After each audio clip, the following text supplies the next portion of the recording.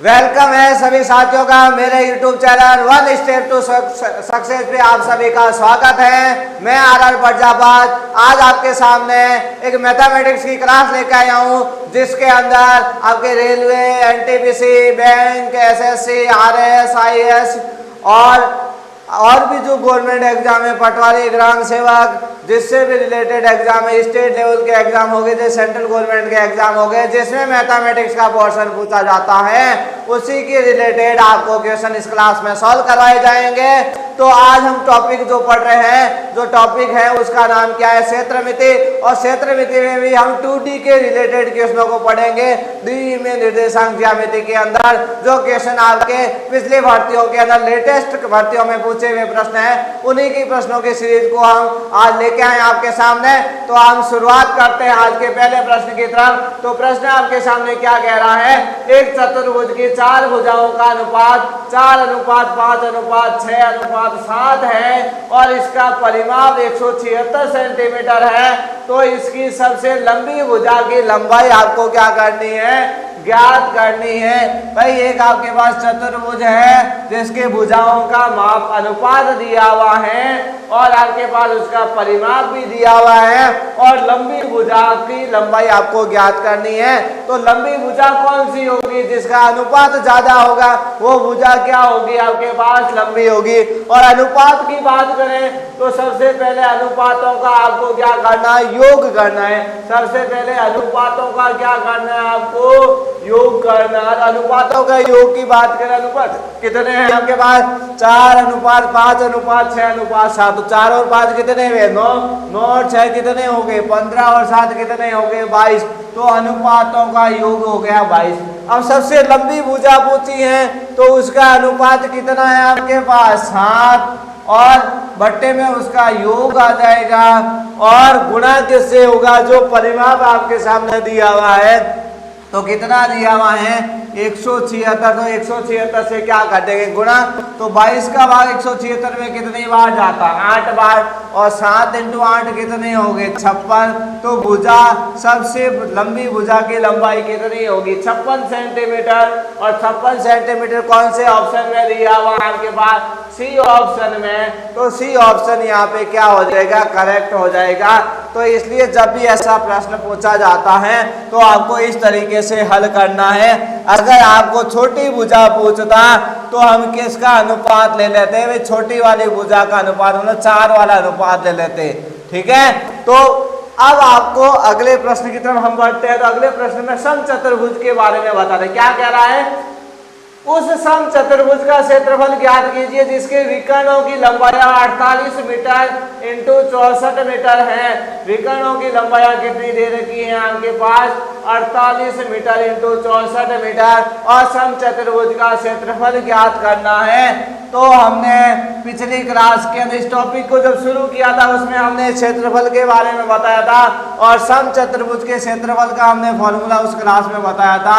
और फॉर्मूला क्या था समचतुर्भुज के क्षेत्रफल का, 1/2 × विकर्णों का गुणनफल। क्या था, 1/2 × विकर्णों का गुणनफल। तो यहाँ जो विकर्ण दे रखे हैं दोनों, उनका क्या कर देते हैं, गुणा कर देते हैं। तो विकर्ण कितना है, 48 और दूसरे वाला विकर्ण आपके पास कितना दे रखा है, 64। आप देखिए 2 का भाग 64 में कितनी बार जाएगा, 32 बार। तो क्षेत्रफल क्या हो जाएगा भाई, 48 को 32 से हम यहाँ क्या कर देंगे, गुणा कर देंगे। तो 48 को 32 से गुणा करना है।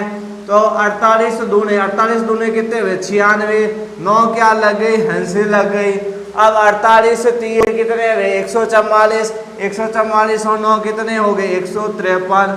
तो आपका आंसर है वो यहाँ पे क्या हो जाएगा, 1536 मीटर स्क्वायर। कितना हो जाएगा, 1536 मीटर स्क्वायर। इस सी ऑप्शन के अंदर आंसर क्या आ जाएगा आपके पास, 1536 मीटर स्क्वायर। ये किस ऑप्शन में है, सी ऑप्शन में। तो सी ऑप्शन यहाँ पे क्या हो जाएगा, करेक्ट हो जाएगा। ये समचतुर्भुज का क्षेत्रफल हमने ज्ञात किया जब हमारे पास विकर्ण दिए हुए थे। अब हम अगले प्रश्न की तरफ बढ़ते हैं।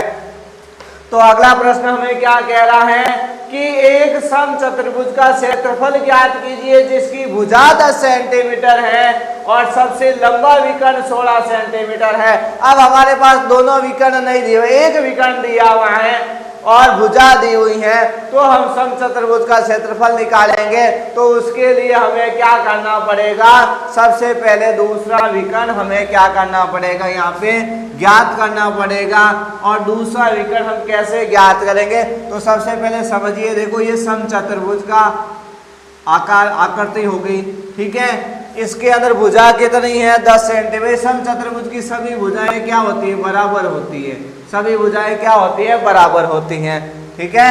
और उसके बाद विकर्ण की बात करें, एक विकर्ण आपके पास कितना दे रखा है, 10 सेंटीमीटर। ये वाला विकर्ण कितना ले लिया हमने, 10 सेंटीमीटर। दूसरे वाला विकर्ण हमें क्या करना है, ज्ञात करना है। और समचतुर्भुज के जो विकर्ण है वो क्या करते हैं, लंब समद्विभाजित करते हैं। क्या करते हैं, लंब समद्विभाजित, मतलब यहाँ 90 डिग्री का कोण बनता है। अब ये भुजा यहाँ से यहाँ तक 10 है, समद्विभाजन होता है तो यहाँ इधर वाली भी 5 होगी, इधर वाली भी 5 होगी, तो ये भुजा कितनी होगी, 5। ये भुजा कितनी होगी, 10। अब ये भुजा हमें क्या करनी है, ज्ञात करनी है। तो हमारे पास क्या आ जाएगा, फिर ये और ये भुजा बराबर है तो क्या आ जाएगा, इसका विकर्ण आ जाएगा। तो हम जब समकोण त्रिभुज दिया हुआ हो तो वहां कौन सी थ्योरम यूज लेते हैं, पाइथागोरस प्रमेय को हम क्या लेते हैं, यूज लेते हैं। और जो पाइथागोरस प्रमेय होती है वो आपकी क्या होती है, विकर्ण स्क्वायर बराबर आधार स्क्वायर प्लस लंब स्क्वायर क्या होती है, पाइथागोरस थ्योरम होती है।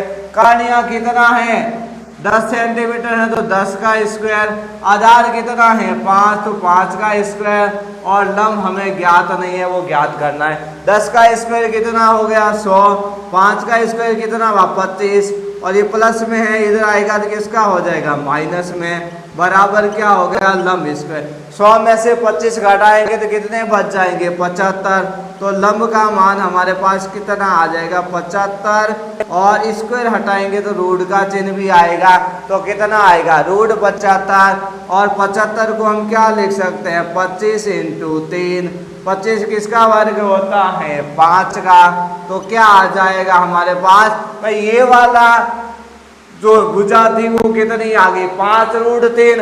अपने को पूरा विकर्ण निकालना है तो 5√3 ये वाला, 5√3 ये वाला, तो पूरा विकर्ण आपके पास कितना हो जाएगा भाई, जोड़ेंगे तो कितना हो जाएगा 10√3। तो दूसरा विकर्ण हमारे पास कितना आ गया 10√3 सेंटीमीटर आ गया। अब हम क्या कर सकते हैं भाई, अब हम समचतुर्भुज का क्षेत्रफल ज्ञात कर सकते हैं। और क्षेत्रफल का सूत्र क्या होता है, 1/2 इंटू विकर्णों का गुणनफल। एक विकर्ण तो कितना दे रखा है हमारे पास 16, तो हमारे पास ये एक विकर्ण तो कितना आ जाएगा,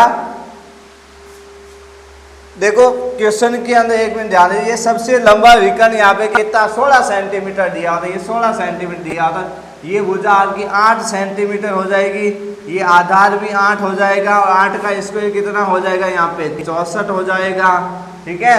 तो लंबाई आपके पास यहाँ पे कितनी आ जाएगी, ठीक है ना। ये 100 में से 64 घटाएंगे तो 36 बच जाएंगे, और 36 किसका वर्ग होता है 6 का वर्ग होता है। 36 किसका वर्ग होता है 6 का, तो लंबाई यहाँ पे कितनी आ गई 6 सेंटीमीटर, ठीक है। ये वाली लंबाई 6 सेंटीमीटर आई है। आपको पूरा विकर्ण निकालना था तो 6 और 6 कितना हो जाएगा 12 सेंटीमीटर। तो विकर्ण कितना आया आपके पास 12 सेंटीमीटर आ गया। और समचतुर्भुज का क्षेत्रफल आपको ज्ञात करना था तो क्या होता है 1/2 इंटू विकर्णों का गुणनफल। तो एक विकर्ण तो आपके पास कितना दे रखा है 16 सेंटीमीटर, और दूसरा विकर्ण कितना दे रखा है 12 सेंटीमीटर। 2 का भाग 16 में कितनी बार जाएगा 8 बार, और 12 × 8 कितने हो जाएंगे 96 सेंटीमीटर। इस समचतुर्भुज का क्या हो जाएगा क्षेत्रफल आ जाएगा। और 96 सेंटीमीटर स्क्वायर कौन से ऑप्शन में है, ए ऑप्शन में। तो ए ऑप्शन यहाँ पे आपका क्या हो गया करेक्ट हो गया। इस प्रकार से हमने जो क्षेत्रमिति में 2D से रिलेटेड क्वेश्चनों को सॉल्व कर लिया है। अगली सीरीज के अंदर अगली क्लास में हम 3D से रिलेटेड प्रश्नों को हल करेंगे। तो आज के लिए इतना ही।